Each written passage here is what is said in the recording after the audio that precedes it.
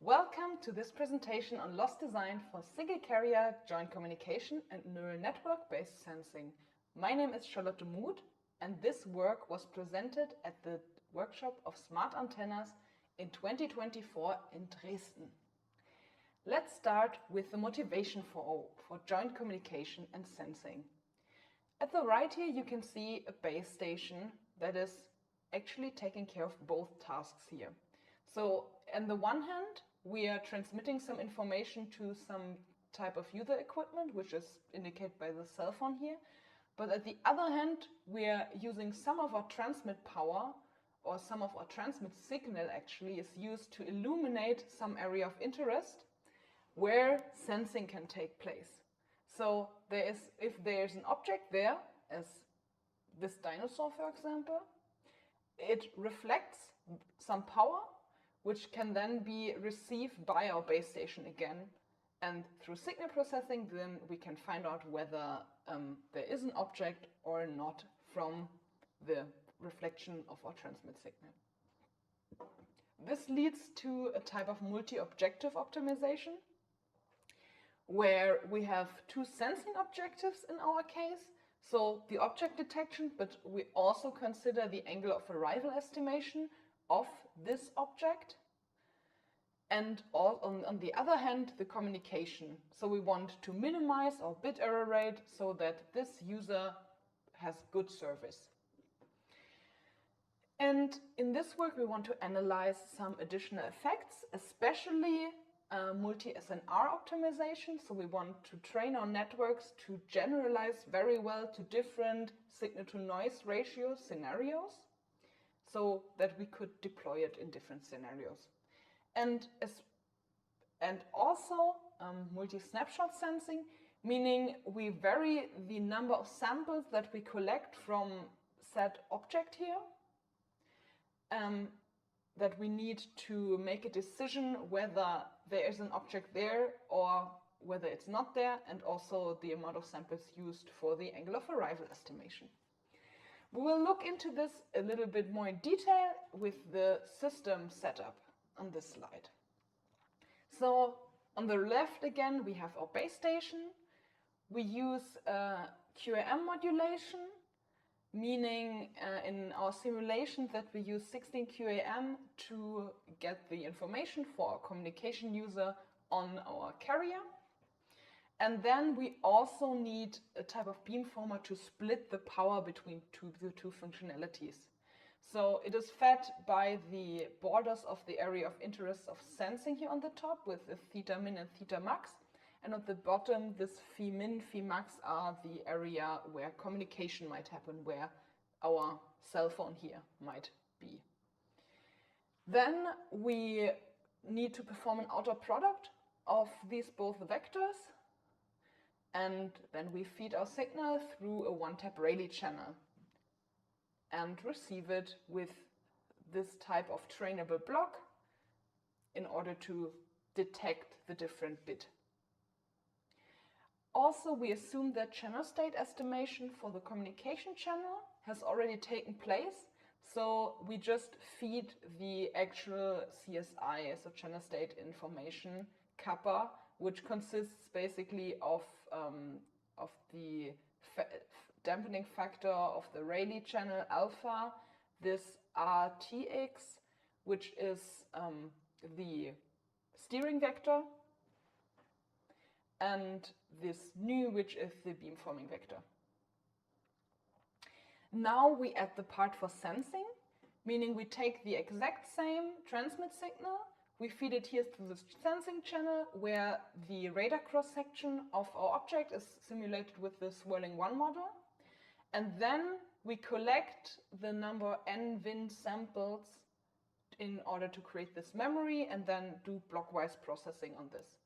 So we do this blockwise correlation, which is a short-term correlation in the spatial domain, meaning in the antenna domain of our samples, so that we get in the end here, this signal will be of size, will be a complex number k times k. And then it is fed to two more trainable blocks, the target detection on the one hand and also the angle of arrival estimation, which will also be fed with this number and VIN and the standard deviation of the sensing channel. You might see that there's this dashed line here where the truth about the targets or the ground truth of the targets and also our targeted, this PF, which is a targeted false alarm rate, is fed immediately into the target detection.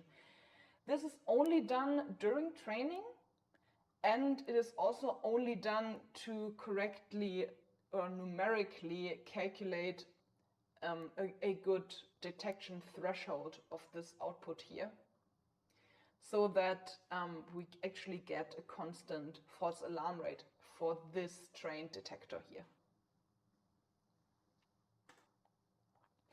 This is the state of the art of how such a system with these trainable blocks could be trained. So we have, so the heart of this is the loss function. So we have a loss function which is just adding the losses for our different objectives, and we also introduce this trade-off factor WS here. It's between 0 and 1. If it's 1, we only perform sensing because this becomes 0. And if it's 0, we only perform communication. And then for the communication loss, we use the binary cross entropy on the true and the estimated bit labels. And we also use binary cross entropy for the for training our detector, so of the truth, for the ground truth of the targets and the estimate of targets being present. And for the angle of arrival estimation, we use the mean squared error loss. And during this training, we will really, for each sample, we will choose a different VIN and different noise variances for the different channels, so that we hope to get really generalized systems. And on this slide, in these blue dashed lines, is the result of such a simulation. And we can see on the right here, so this x-axis is the BMI, which we will use as a communication performance because it means how many bits we can transmit over this channel, over this system. And then we have the root mean squared error of our angle of arrival estimation on the y-axis. And now we need to think about, well, it doesn't look too good. For once, so we get these different points just when choosing different WS factors. So high is here in the bottom left, low is here in the top right. And we would think that this should be a monotonous function, and it's not really always. So especially here, this point is quite dominant, but there's also like this part of the signal where it goes down again. So basically we say we increase the priority of sensing, but my sensing result gets worse, which is really unfortunate. And yeah, of course, this is something that we had to look at. And for analysis, we first looked at the literature and we checked out the lower bound of how good such an estimator can actually perform.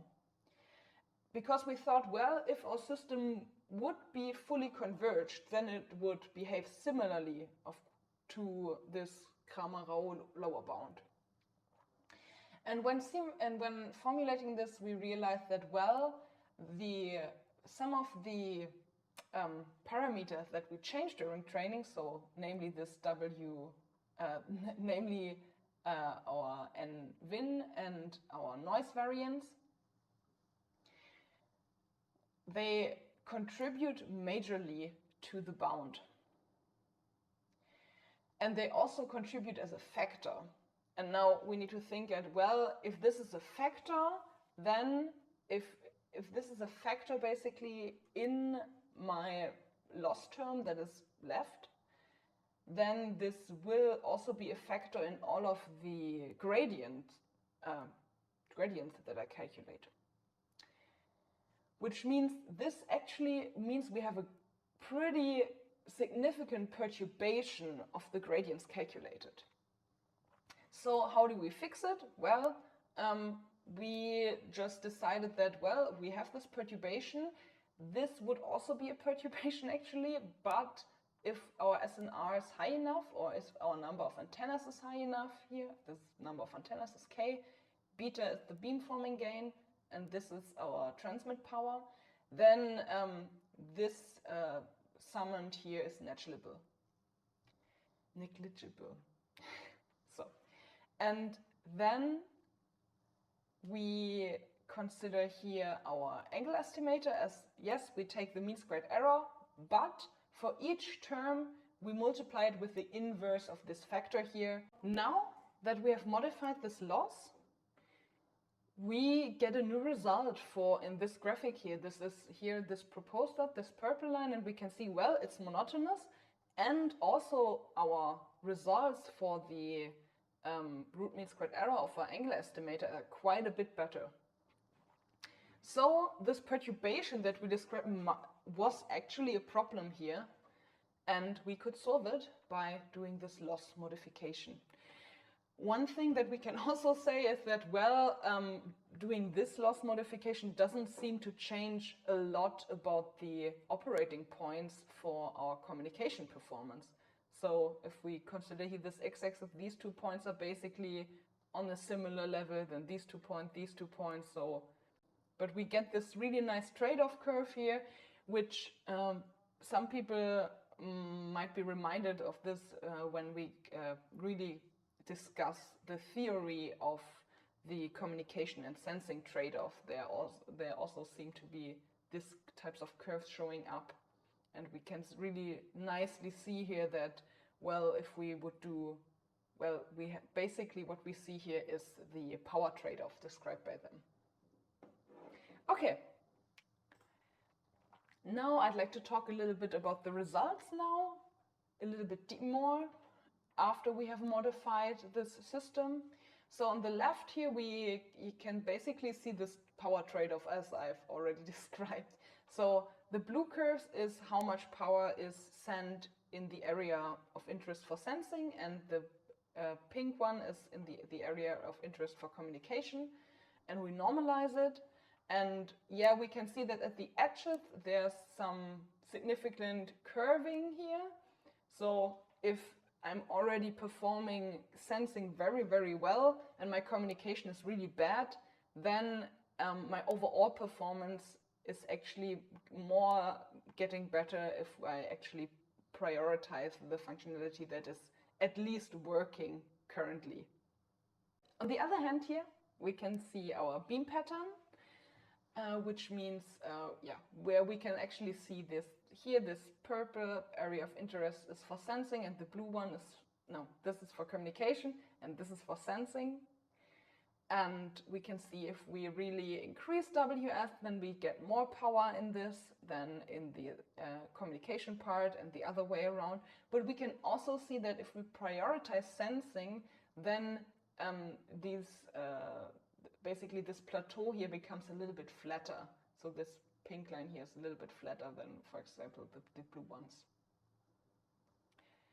Then, concerning the object detection, we compared ourselves to a power-based Neyman-Pearson detector, which we mathematically describe down here. We need to normalize here by our noise variance, and it follows then. So basically we take each sample that we get of the received signal, and then we compare it to a value of this chi-squared distribution. And you can see that it's the dashed lines, and it performs worse than our trained detectors. But a simple reason why this happens is that, well, our trained detectors basically can take in angular information because it's only trained on this section of the beam. But the Neyman-Pearson detector is just trying to detect an object anywhere. So we do not process the angle information. That's why we are a little bit worse here than our trained detectors. And generally, our false alarm rate is kept also by our trained detectors very well. And then when we change the number of snapshots, we can see that we get a really significant increase in detection performance. Again, our Neyman Pearson detector is slightly worse, but if we take one sample or 4 samples, our confidence of detecting an object goes significantly up here from like 0.4 to 0.9 something. And considering that objects do not really tend to move that fast, that they would not be captured in somehow the same position in multiple samples, it makes sense to really consider this. Yeah, now I would like to go through the angle of arrival estimation. You can see here on the left our trained angle of arrival detectors shown with the normalized SNR. So basically we took the beamforming gain and applied it here also to the SNR so that these curves are truly comparable.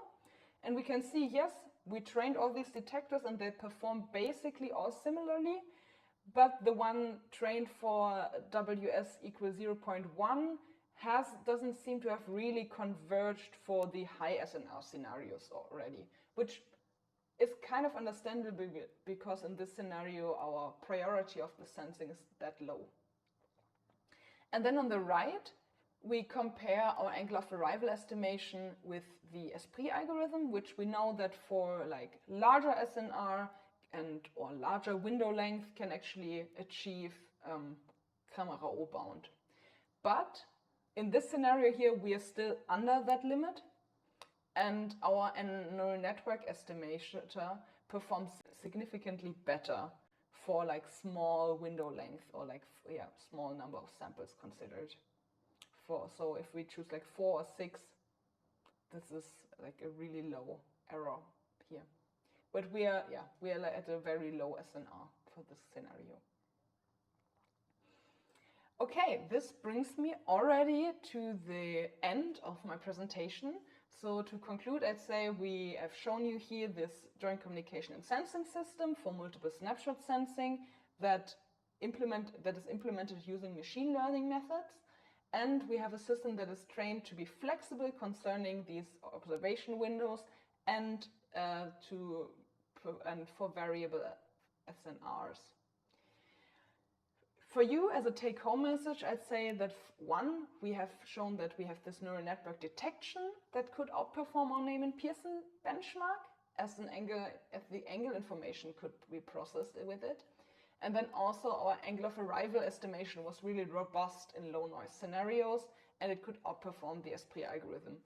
As a last point here, I would add that using our expert knowledge, basically about as we have basically just taken the Krammer-Rowe bound for our scenario here, and then going a little bit more into something that would be akin to model-based machine learning can really boost our trained algorithms.